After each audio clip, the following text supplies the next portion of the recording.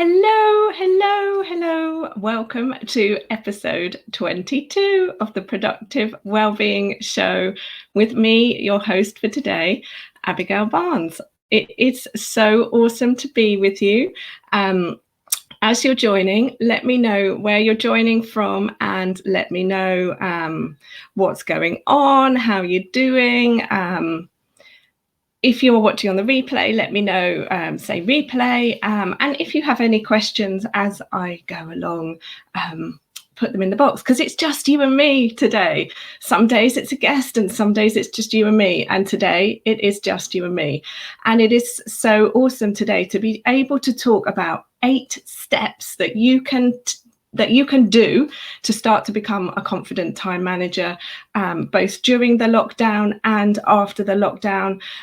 Everything that I teach are things that work right now and are things that will go on to work in the future. And for those of you that don't know me, like if this is our first time hanging out, I started my business over 6 years ago, and my business is called Success by Design Training.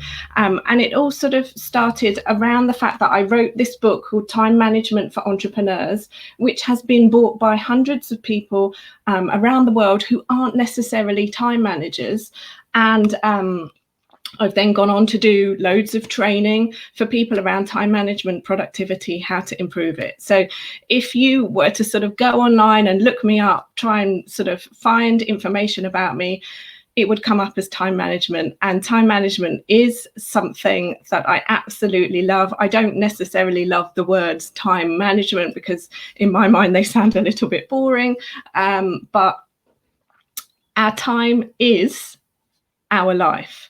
And it all sort of came to a real head for me 8 years ago on a business trip when I almost lost my life, when I had my sort of near-death experience, if you like, and I realized how valuable time was and how the only thing that was going to matter is how we spent our time, and then what we got from that time. So these 8 steps are things that you can sort of start putting into place now and then work on and work forward.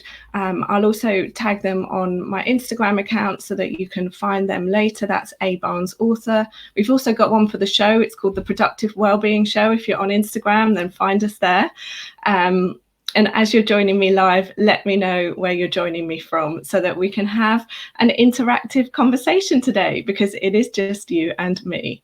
So let me run you through then these 8 steps to becoming this confident time manager. Now, the first one is understanding it's your time. And nothing I say is rocket science. It all sounds so obvious, but knowing isn't the same as doing, and common sense isn't common practice. So you know it's your time, but there's things that you're not doing to own that time. I only ever want to talk about what we can do in order to become who we're meant to be, in order to create the life we want to be living.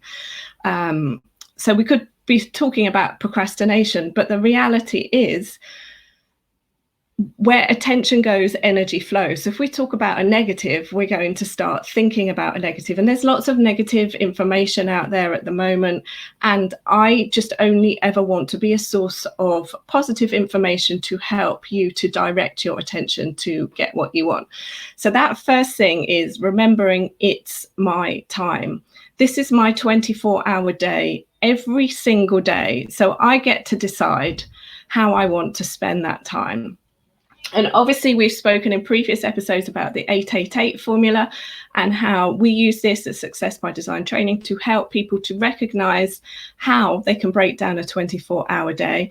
And you can watch previous episodes to sort of catch up more on that. But in a nutshell, this is breaking down the 24 hours into 8 hours for sleeping, 8 hours for working, and then the final 8 hours is our life. So once we start to understand that this is what's happening every single day, and if we're not taking control of it, it's taking control of us, then that's when we sort of enter this place of power, and things can change and anything's possible. And it becomes our time, our life, rather than something somebody else is using, somebody else is wasting, somebody else is consuming for us. Does this make sense? So, the next one, number 2, is that I decide how to organize my to-do list. Now, depending on what kind of job you do, whether you run your own business, whether you support somebody, whether you are sort of a member of a team, this one is going to be a contentious one, because you may feel like you have a to-do list and other people just sweep in and they take over and they take control, and then you never have any time. But if you fundamentally remember in your core that whatever happens, even if the winds come through and everything falls over, you can still reorganize your to-do list.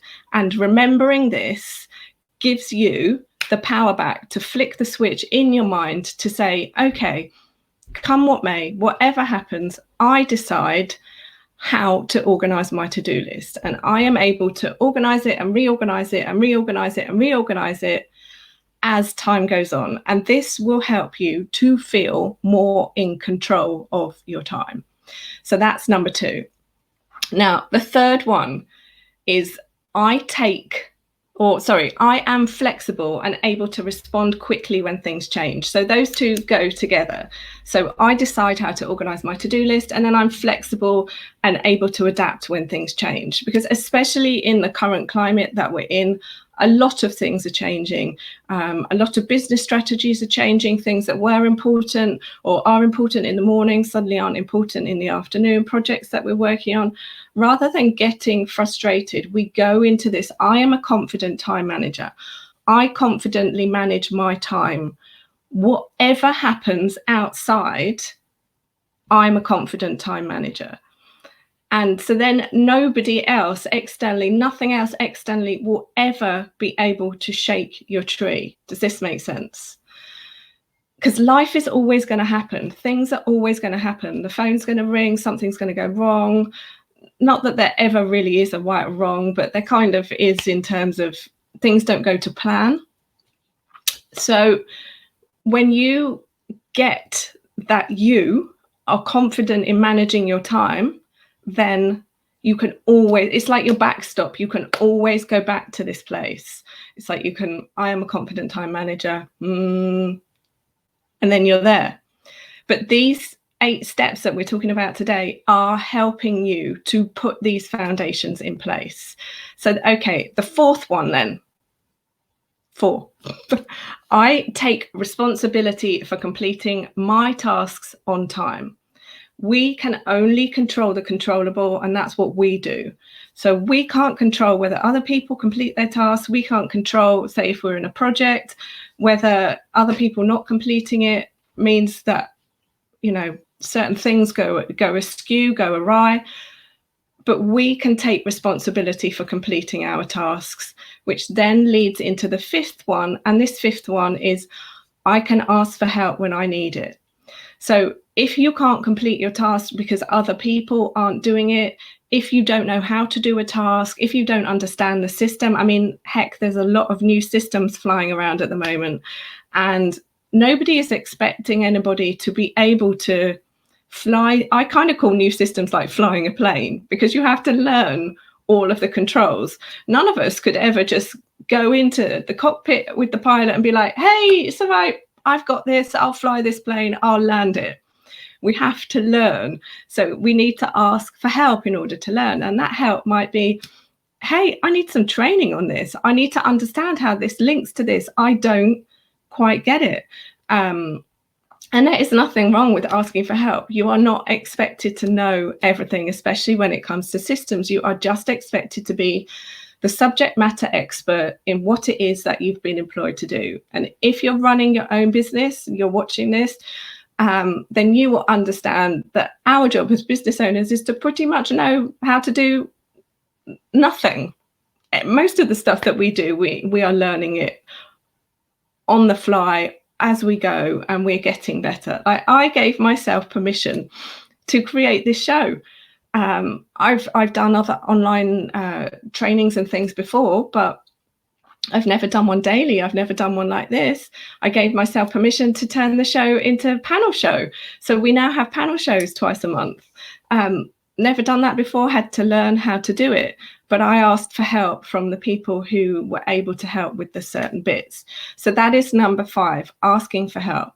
Number 6 is I resist procrastination because I hate feeling stuck. So this one is for those of you who find yourself kind of lulling in and out of this sort of procrastination phase. Procrastination is it's a habit, it's something, it's a backstop that we've learned to go to when we don't know how to do something.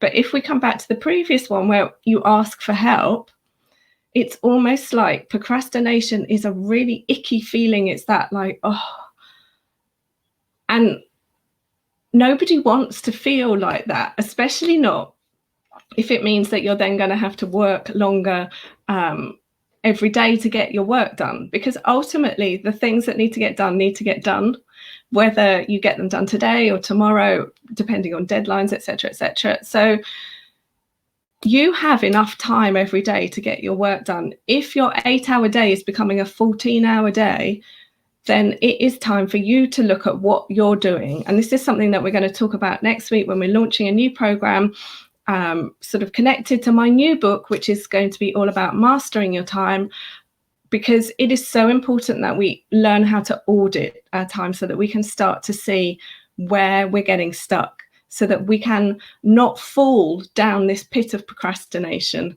which is just there, but it's a really bad, really icky feeling, really like not a place that we need to go when we're a confident time manager. So number 7, I really can't count on our fingers. I don't know why I do it.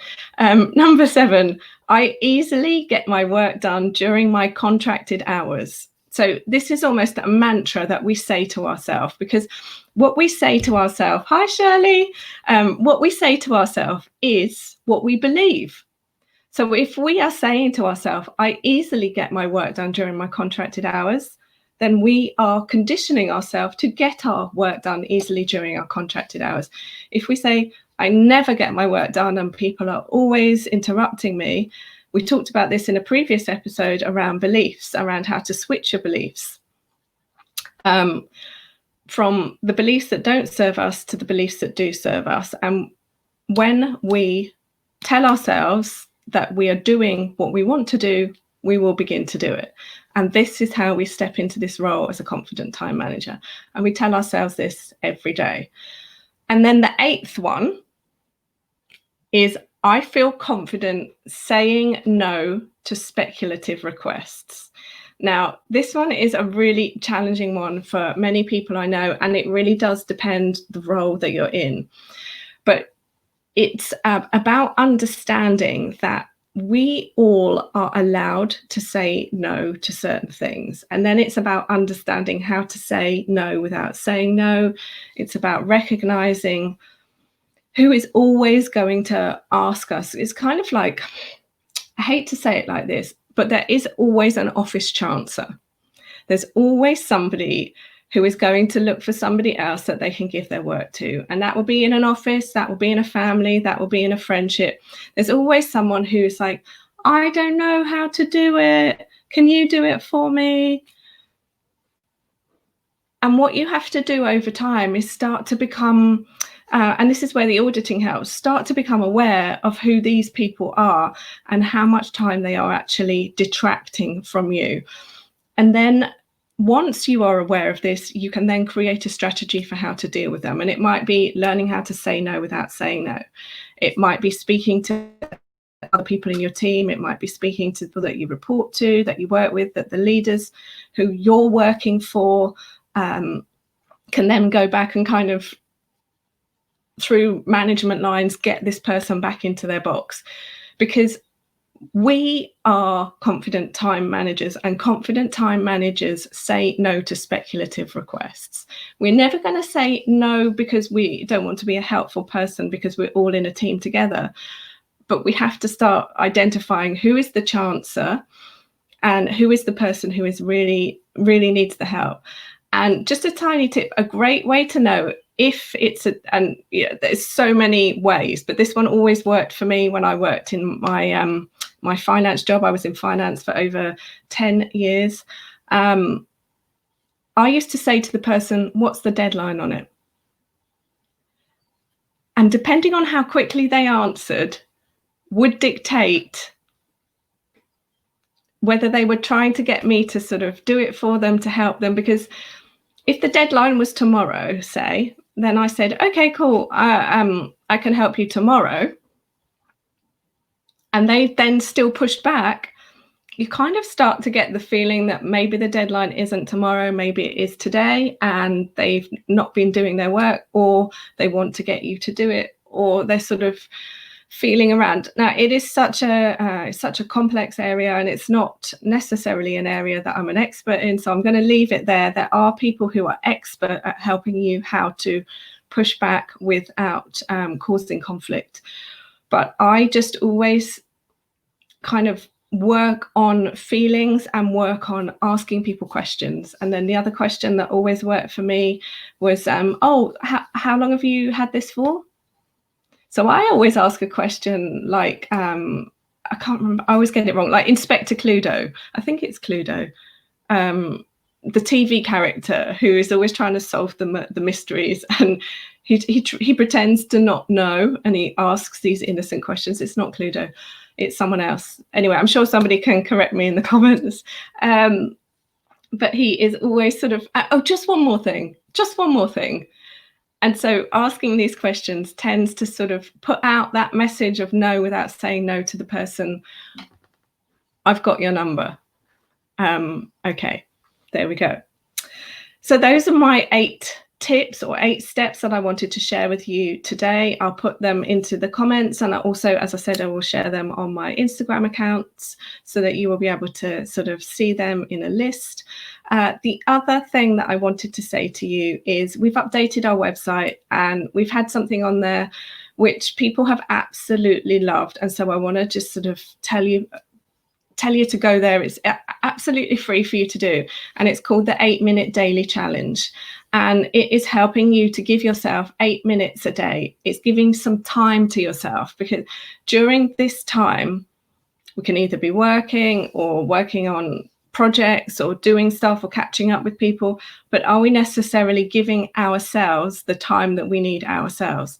So this 8-minute daily challenge, and I'll put the link in the comments again, this challenge helps you, and it gives you things that you can do for 8 minutes. So there's an 8-minute yoga moves, 8 yoga moves in 8 minutes, which includes a little mini meditation with my yoga instructor, Charlie Granger.